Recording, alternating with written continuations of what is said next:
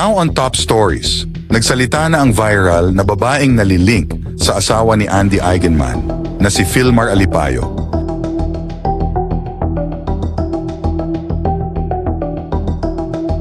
Nitong mga nakaraang araw may kumalat na isang video kung saan mapapanood ang asawa ni Andy Eigenman na si Filmar Alipayo habang kausap ang isang babae.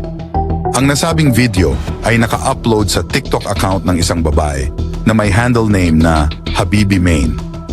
Ang may-ari ng account ay nagpapakilalang si Krishal Habibi Young, isang businesswoman at CEO ng Habibi King Essential. Siya rin ang mismong babae na kasama ni Filmar sa viral na video. Maraming tagahanga ni Andy ang kaagad na nagkomento at sinabing tila nakapaka-sweet umano ng pag-uusap ng dalawa. Parang may flirting na nangyayari ayon pa sa ilan. "Don't you dare seduce him! He is living peacefully with his family," ayon naman sa isa pang netizen. Dahil dito, nagsalita na rin ang babaeng sangkot sa video.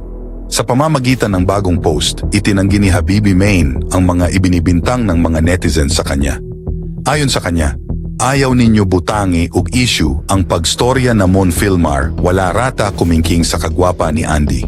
Huwag ninyo bigyan ng issue ang pag-uusap namin ni Filmar, wala ako sa kalingkingan ng ganda ni Andy. Saad nito sa Tagalog. Sa ngayon ay wala pang anumang komento ang celebrity couple hinggil sa isyong ito.